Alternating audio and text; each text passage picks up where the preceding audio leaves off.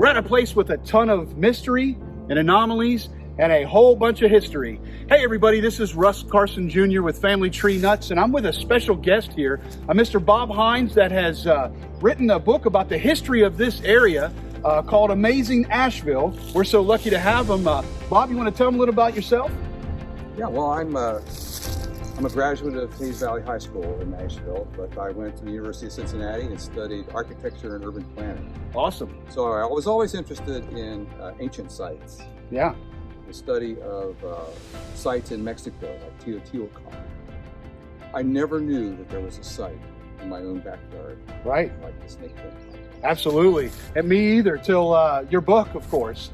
Yeah, what a neat little place. And you're going to give us the tour of here and tell us about it. That's here. The site that we're at right here, I think you said it's the entrance, exactly, Yeah, right? we're standing in the entranceway. The outer wall of this complex, which contains about 17 acres and includes 3 mounds within the complex. 3 mounds? 3 mounds. Wow. And a squircle. And a squircle. What the heck is a squircle? A squircle is a square with rounded corners. Squircle. We learned something there. Yeah. And the 3 mounds and this squircle are all in the same alignment. I mean, if you drew a line down the center of each one of these, you would see that they're all in alignment. Wow. Yeah, that's amazing. That's amazing. And this is, I think you said the entrance is right here, and you can see the main mound is right behind us, isn't it? That's a stone mound. Okay. And between the stone mound and the clay mound, which is the front mound, there's a platform mound. Okay. And that was called the crematory. Okay. I believe that bodies were cremated there. Wow. Fires were so hot that it melted rock, fused rock together, and you can even see glazed surface of rocks that are up there. And that was a technology that they weren't supposed to have. The Vikings gave it to them, right? No. There's some people who speculate that, but the actual truth is that glazing happened maybe 1,000 years before the Vikings. Wow. So probably not the Vikings. Gotcha. Yes, sir. Yes, sir. But it's an anomaly because archaeologists aren't aware of how they got the technology to make fires so hot that it would melt rock. Right. So another anomaly with this site. So they've got some pits, I think you said, up at the top, where they were basically smelting. They were burning bodies. Okay, burning bodies. Yeah. A little different. Yeah. If they had bog ore, and they did have some bog ore here, that's what you would use to smelt to make iron. Okay. But there's no evidence that they made iron. So. Yeah, I don't know if they didn't have iron during that time period, did they? They had iron, but it was only from meteorites. Okay. Yeah. So they didn't smelt. They had to get pretty lucky. So they had to get very lucky to get that. So there's some iron tools that the Hopewell had, but again, they were not smelted. They were made from found meteorites. Wow, that's amazing. I think there's a really neat thing you said that they brought in. Is that what's the name of the equipment where they can do the ground penetrating? Yeah. Dr. Jared Burks brought in 2007. It's called a magnetometer. What is it? Magnetometer. Magnetometer. A magnetometer tells a gradient of magnetic structure of the Earth. Okay. So and it can pick up very minor gradients in that magnetic signature. Sure. And because of that, they can map, even though a place has been plowed over, they can map where Earth structures may have been. Right. So they can see where post holes for buildings. Yes. They can see post holes for what they would have used to start a mound. Wow. They can see where pits where they had fires. Sure. They can also see like this structure, which it looks very minor today, but probably was several feet higher than it is right now. Sure. But if it had been plowed over, they could see where an outer edge of the embankment. Sure. Right. Where it had been filled in. That's wonderful. Yeah. So because of that, Jared Burks first identified that this wasn't just a very small, insignificant site with just a few mounds. It actually was a 17-acre complex. 17 acres. Which had multiple things on it. Right. One of the most interesting things here, probably the biggest anomaly, is there's a set of parallel pits that go for 100 yards or more. Yes. About every 6 feet? About every 6 feet, there's a pit. Don't know whether they're fire pits or whether they were posts. About this big around, like post? Much bigger. Big, okay. Yeah. And there's also one that's at a right angle to those pits. They did what they call carbon dating. Yes. Of those pits. They found hickory in the bottom of the pits, hickory charcoal. Right. And they tested that charcoal to see how old it was. The dating on that was almost 1,000 years before the Hopewell would have been here at the site. And we know that the Hopewell were here because the squirt hole is a signature of the Hopewell Society. Sure. Yeah. So this site had evidently been important to several cultural groups. Sure. Yeah. At least 3,000 years, right? Well, let's say 3,000 years ago. Right. At least 3,000 years ago. And probably for at least 1,000, maybe 1,500 years, it was used as a sacred site. Wow. Yeah. Why do you think it was a sacred site? Why do you think? Why right here? Again, there's no written record, so it's all interpolation and speculation. Sure. They know that there were bodies cremated up in this site. Right. So if you're cremating bodies, if you're burying people, and if you have a squirt hole, which is somewhat like a church for the Hopewell, but archaeologists have determined that over time. The fact that there's an entranceway that funnels people from down the hill up to this site. Right. There's a sense as you're coming up to it that you're entering a space that's sacred. Sure. Because we're in the entrance right now. We're in the entrance right now. And you showed us on the way in here that we're on a very high peak of elevation here. And you can see for miles and miles around. I've got some shots to show you off in the distance. You can see Columbus. How far? Of course, they couldn't see Columbus back then. They didn't see Columbus.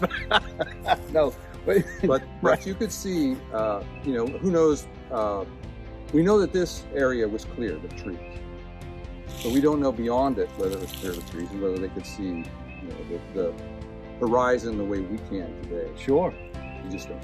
You said you could see, what, 25, 30 miles? 25, 30 miles in almost every direction. That's amazing, and that's probably why they decided. Now you told me something else too on the way up here about the glaciers. I guess it's pretty much flat till you get right here. We're right at the begining of the foothills. Well, the Wisconsin Glacier pushed the earth this direction. Okay, and also as it piled it up, it left behind irregular rocks like you'll find in the fields down there. You'll find big boulders of granite. Wow. Yes. So it was carried and pushed. Here from who knows how far away. So that was the very edge. Hundreds and hundreds of miles away. Very edge of the ice age, I guess. Really cool. Really cool. So what that mound that you can see right off behind us there, off into the distance, and I've got a shot zooming in there so you can see that. But that was the stone mound, I think you said, for ceremonial purposes. But we're actually standing in a gateway, and there was something about once a year that happened right here. Yeah, it's called the equinox. Apparently, between the middle of this gateway and the middle of the middle mound there, if you were here watching the sunrise, it would appear exactly in that slot. Amazing. Yeah. Amazing. So they were keen observers. Sure. Of their environment.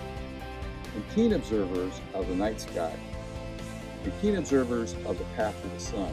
So this was probably an observatory. Yeah. Right. They were marking times of the year with this site. Sure. I think that is a pretty good interpretation of what happened. Awesome. So, Mr. Hines, you're going to take us up here and show us some more things about the mound here, are you? Yes. All right, let's do that. Yeah. Let's head on up there. So now we've moved up on top of the mound that we saw there in the background. You want to tell us about where we're at now, Mr. Hines? We're on top of the stone mound. Okay. They would carry this mound stone from hundreds of yards away and pile it on top of each other. Usually what that meant was that they didn't want to really carry the dirt. Sure. That was a lot easier to bring stone up here Absolutely. than it was to bring dirt. But this mound, which is the stone mound, and the mound we see in the distance there is the clay mound. Clay? Clay mound. All clay. Okay. Stone, all clay.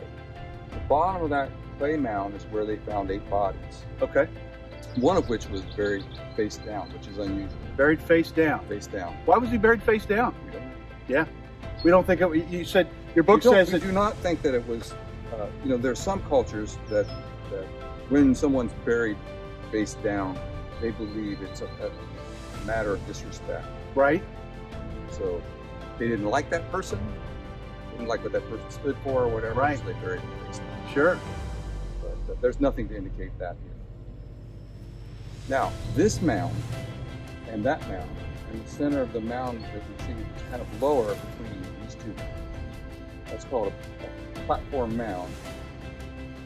And there's another platform which that mound rests on. Okay. Very unusual, not normally seen in Hopewell culture. 3 mounds. 3 mounds, one more elevated than another platform that contains all 3. I see. Yeah. In the middle of that mound, there's something called a crematory, which is where they would have cremated bodies. Probably had ceremony during the course of cremating bodies. Wonder why they're cremating some but burying, at least 8 others. We have no way of knowing exactly why, but there's speculation that people who were buried they had some reverence for that person, or maybe they in Hopewell culture, the mounds that were started as a building. And they know that when they remove all the dirt, they could see the post holes in that building. They would bury them in the floor of that building and then place the dirt over top. Right. So, but we don't know exactly. Yeah. That's interesting. But one of the interesting things about that crematory is they got fires so hot there that it fused rock, it melted the rock. Wow. Not only did it melt, it also had rock faces on some of them. It's like a glazing, Yeah. just like you'd see on a ceramic. Wow. So very hot. And some of the archaeologists that studied the Hopewell culture aren't really convinced that they had the technology to do that. But yet there's evidence here that they did. Interesting. So it was aliens, right? So it always comes back to aliens, doesn't it? I think what we see is that we underestimate how sophisticated cultures were here before. Right. Sure. One indication of that is that this mound and that mound are aligned with an event Yes. called Cross Quarter Day. What's it called? Cross Quarter Day. Cross Quarter Day. And what that is halfway between the summer solstice and the equinox, summer equinox. These line up with that. Okay. And that's not something that can be easily determined. Right. Halfway through. You Right? have to have some mathematical capability to be able to do that. Yeah. So, and it also, because it aligns with that, it also lines up with another cross-quarter day, which happens between the winter solstice and the winter equinox. Sure. So if you're looking the other direction, that's what you can see. Yeah. On the horizon, the sun would go down right in alignment. So that had some significance. They would not have built these mounds here in that alignment if it didn't have that significance. They would not have put the squircle, which is beyond these mounds, in that same alignment if it didn't have some relevance. Makes sense, doesn't Yeah. it? Yeah. Right. Why do they call this snake mounds? Well, we're standing on the reason. Because these stones were piled up here, it made crevices and openings that allowed snakes to come in during the winter, and they could brumate. It protected Brumate. What's brumate? It means it slowed their metabolism down. Not quite the same as hibernating. Got it. It slowed their metabolism down, and it protected them from moisture, which could lead to disease. And they could have their young in this environment. I think your book says, that when springtime they start the plowing, the snakes would be coming out, and people would know to come here with their clubs and things, and something bit me there, but wasn't a snake. But what happened in like 1815, by that time farmers had started clearing the land around this area. Right. And when you're out plowing the ground and you've got your team of horses with you, and if they come upon a snake, that could spook them. Sure, absolutely. And if your team is spooked and you're all harnessed up to them, they take off. You're going to go with them. Right. So farmers weren't too happy about that. Now there's, we know snakes today, like the black snakes, black rat snakes. They're really very helpful. We like to have them. They take care of a lot of varmints that we don't like to have around. Sure. But back then, they were petrified of that happening when they're plowing an area. So the farmers in this area built a fence around this mound and that mound. That's where the snakes came out of. Wow.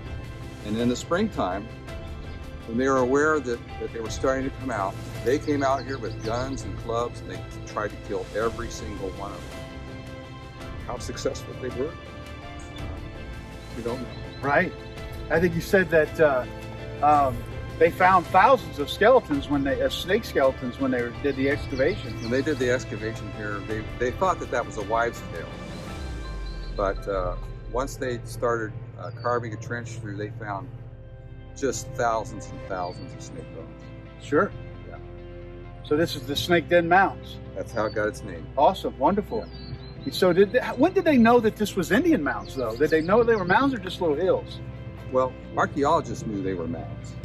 But there were some people in the early 1800s that thought that actually the Greeks had been here in the United States. I see. They thought this was that Western cultures had actually built these mounds and had left to go back to Europe or whatever. Again, not giving, because the Native Americans that they met here, they said, well, they're just nomadic. They have no idea. They would not be able to do something. They wouldn't have the knowledge Sure. to observe the sun or observe the moon over a 32-year period.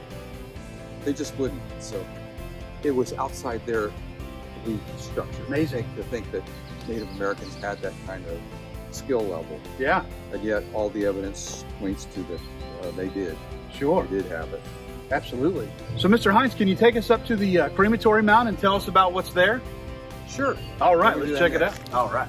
So, Mr. Hines, where have you brought us here now? We're in the middle of the crematory pit. Okay. I don't think I want to be in a crematory pit. Nobody wants to be in a crematory pit. At least not when you're alive. That's right. But here we are. And this would have been the place where bodies were cremated. And what we found here was quite unusual. We talked about it before, but they got fires here that were so hot that it actually melted rock. Wow. Fused the rock. And if it had any kind of silicon on the surface, it made it like a glassy surface. Wow. Yeah. Found it down below these rocks. Below these rocks, yes. What's unusual is archaeologists, when they saw this, they thought, what caused this? Were these volcanic rocks? Did they bring volcanic rocks here from, say, out in Utah or Arizona to this site? Right. So we had a volcanologist from Denison University who conducted a study, did a microscopic study of the structure of those rocks to figure out how did it happen. Well, they determined that no, those rocks were not volcanic. They actually were made here on site. And they had the technology that they shouldn't have had, or we didn't think they had. They had the technology we didn't think they had. Oh, gotcha. That's the speculation, at least. Sure. That somehow, it makes sense if they're burning bodies here. They wanted to get it hot. Absolutely. But how they were able to raise the temperature to that level, we still aren't certain. And for what reason? Why did they have to get it that hot? So. Yeah, we don't know whether ceremonially was that part of it. Did they want to just basically vaporize the body? Sure. So that it's quickly, yeah. So its embers and everything are waffling up through the trees, the sky. Sure. kind of eerie to be here at this exact location, isn't it? It's Right. another really important part of this particular structure, which is, again, it's a lower platform mound. On the edge of it, we're going to go over there in just a bit, is where they found 55 concretions. What is a concretion? Concretion is, it happens around slate. Okay. It's a rock that's formed around some irritant, like a piece of wood or something like that, built up over time and becomes a circle. Some of these concretions can weigh a couple pounds. Some of them can weigh hundreds of pounds. But basically they're a round rock and has horizontal lines through it. Okay. Where sediment happened over. Sure. So 55 of them, and they think that they came from over by Williamsport. Okay. They think that they came over by Williamsport. Sure. So they would have had to carry them here. And whether they did it in the wintertime using a sled or something like that. But, 100 pounds is a lot of weight. Sure. To carry. Now, why do you think they brought them here, though? I mean, what was the purpose? We think that there was a body cremated that was in a stone box underneath these concretions. Wow. Okay. And that would make sense. We think that it was in a way to honor this person. This person probably was a geologist of sorts or a scientist, because they found back then in 1897, they found coral, many different types of coral. They found crystal. Here. Coral here. Coral here. Yeah, wow. Horn coral. Wow. You could find horn coral in this area if you were plowing the fields. But there were 12 other types of coral, mostly associated with this area back when there were seas here. So they were collectors. That's one of the things we've learned about the Hopewell is they love to collect things. So if they found rock that was a different color than all the other rock, that they kept it. Sure. So they were just like us. When they found something interesting, they kept it. Makes sense. So, but all of these things, they had assembled them and placed them all on top of this stone box that contained this person's remains. But just on top of the box, there was a stone container. And inside the hollow stone container, they found 5 silver nuggets. 5 silver nuggets. 5 silver nuggets. 3 of them were painted black, and 2 of them had an ochre, kind of a pinkish ochre color coating on it. Very interesting. Don't ask me why, because we don't know why either. Right. I think that shut down the excavation a little bit, didn't it? It did, because and that was 1897, I think. In 1897, Clarence Loveberry, who was the state archaeologist at that time, had an agreement with the owner that if they found any gold or silver, they would stop. And he thought, that's an easy decision. They've never found any gold or silver in any upland mounds like this. So, sure, they went along with it. Sure. But on the 7th day, when they were digging over there and hit those concretions and found this little box, and they knew they had something. So he immediately took it to Columbus and had a jeweler look at this what they thought was silver, and he confirmed, yes, it was Lake Erie silver. Lake Erie silver. Yeah, that's what they call it. But actually came from north of Lake Erie. There's a vein of silver up in Ontario. Oh wow! So they got traded here or something. Sure. Yeah. They were great. That's what we think, that they were just right here, but these cultures were pretty advanced thousands of years ago to communicate and trade. They did a lot of trading. Yeah. Amazing. The other interesting thing about this location is that there were a series of parallel pits running from almost 1,000 yards away in the southeasterly direction from here. Sure. And the most eastern line of those pits, and they were about 8 foot apart, something like that. When it got here, it made a right angle. Okay. We don't know why, but in one of the pits they did carbon dating of the charcoal that was found in the bottom of the pit to determine, when did this happen? When did they put the pits here? We've never seen anything like these parallel pits before on any site, so but how is that related to the Hope Well, which we know we're here because of the squirrel? Well, it turns out that carbon dating of those pits put the date back to 800 BC. 800 BC. 800 BC, almost 1,000 years before the Hope Well.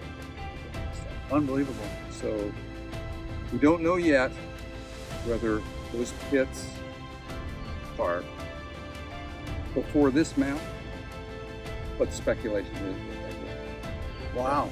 And so another culture who've been using this site. Another culture used this area before the Hope Well. Yes.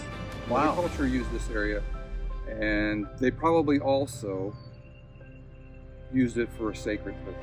Sure, absolutely. Whether these pits were post holes or whether they were fire pits, we don't know yet. Sure. Because if they were post holes, the archaeologists who've been here from Bloomberg University and State University in New York and Ohio State, they've speculated back and forth on whether they're pits or post holes. Okay. If they were post holes, they would have followed pretty much the same procedures. The ancient cultures would char the bottom of a post in order to protect it from termites. Makes sense. Yeah. So that makes it difficult for them. At a post, line of posts, they went this way and then shot it at a right angle right there, and we have no idea why. They didn't find any more, I guess, They found some more down slope there. In fact, there's one down that way that's kind of a semicircle, and they don't know what's on. They had to stop the survey, so they're not sure whether it goes on. That might be something. It might be a building. That would be amazing. Yeah, it's exciting to know what we're going to know. Maybe not in our lifetime, but in time about this area. One thing that happens, and the archaeologists will tell you this, every time they identify something new or an anomaly like they've seen, it raises questions, and they try to find some technology that will help them maybe answer those questions.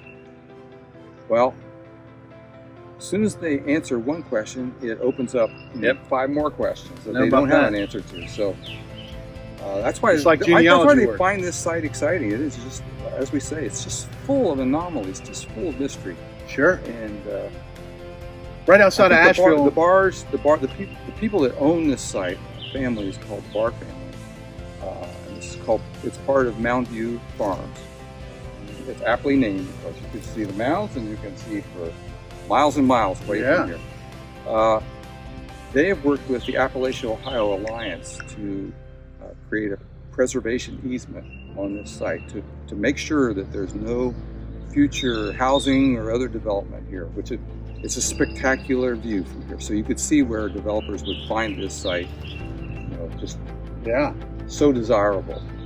But they want to keep it in its pristine condition. They want to, at some point, return the mounds back to their original condition.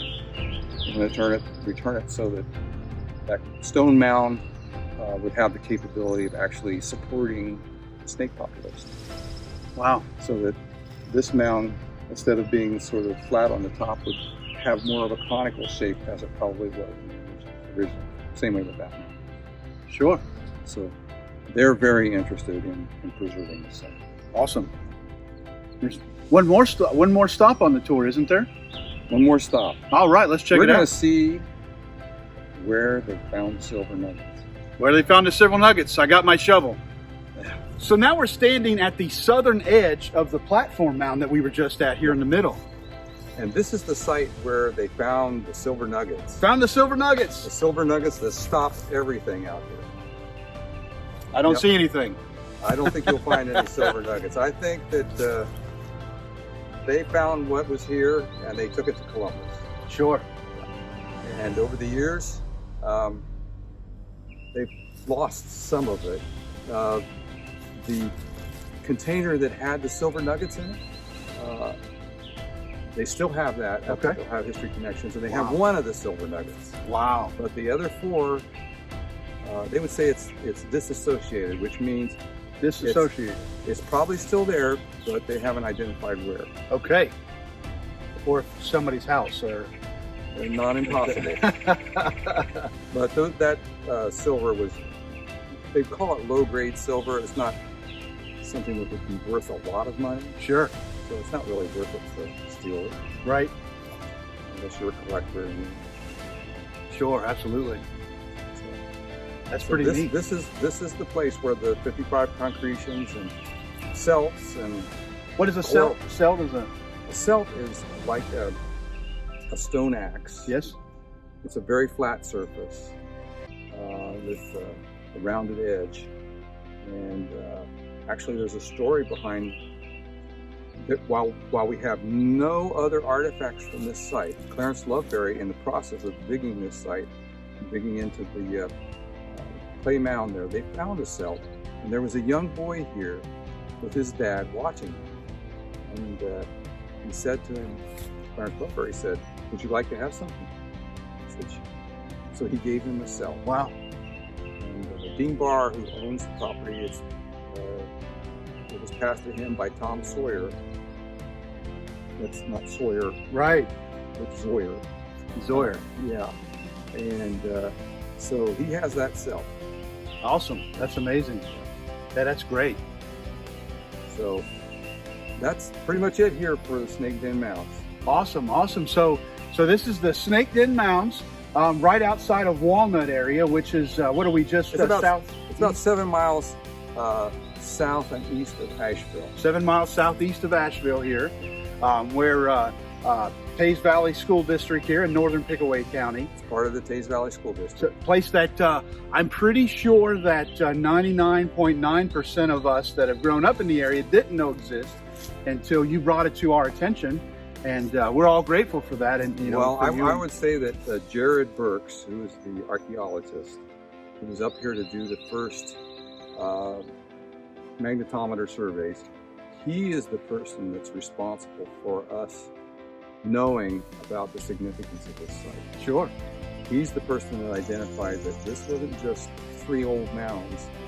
It actually was a complex, and it extends much further than any of us ever thought. There's an outer enclosure that includes 17 acres. Wow. So that's amazing to me. Absolutely. And I agree with you. It's unusual that Pickaway County has this site. Most people are not aware of it, don't know the significance of it.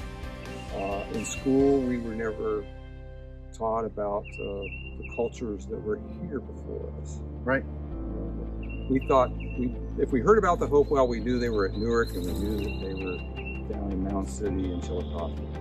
But to find out that we actually have a significant site right here in our own backyard. Yeah, and you suspect there's more mounds along the way up at No Acre Road and such. Well, there are mounds all over Walnut, Madison, Harrison, and Scioto Township. And these have been, most of them have been identified.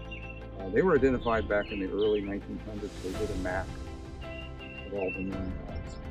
I worked with farmers to identify them. Awesome. Unfortunately, a lot of them had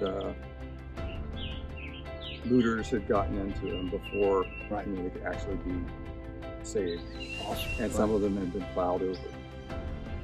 Right. What a surprise there, huh? So this site's actually lucky that they had a reputation of having blue racer snakes. They scare the living daylights out of you because they raise up like that. And that's why it's preserved. And that's part of the reason why it's preserved. People are afraid to come out here. Wonderful. And here we are in short pants. Uh-oh. Absolutely. Well, Mr. Hines, thank you for bringing us to this spot and documenting this area here. You did a great service, and your book, Amazing Ashville, talks about it several different places in the book. But where can they find your book at? The book's available online at amazingashville.com. And if you buy it from that site, the profits go to the Asheville Area Heritage Society. Wonderful. And to the support of the Ohio Small Town Museum. It is available, if I didn't say this, you can buy it in Columbus at the Book Loft. You can buy it in Circleville at 2 Old Broads and a Geezer. 2 Old Broads and a Geezer. And you can buy it at the Pickaway County Genealogical and Historical Library. You can buy it at Chillicothe at Wheatberry. You can buy it in Columbus at the Book Loft. Awesome. It's also available online at Target, Walmart, Amazon. Amazon. Yep. Just Google Amazing Asheville. You'll find it, but try amazingashville.com. Awesome. And you're going to take us to lots of other places that are in there too. So awesome. Is there anything else you'd like to say while we're here? No, this is just a spectacular site, worthy of being saved. Absolutely. And it has great educational value for children to learn about geology, to learn about archaeology, to learn about archaeoastronomy, to learn about physics, chemistry, learn about geography, learn about history. It has everything. It really does. It really does. Awesome. Thanks for bringing us here. So here we are at Snake Den Mound here in Pickaway County, Eastern Pickaway County, with Mr. Bob Hines, who wrote the book Amazing Asheville. And hey, remember, family tree nuts. Let our nuts find the nuts in your family tree.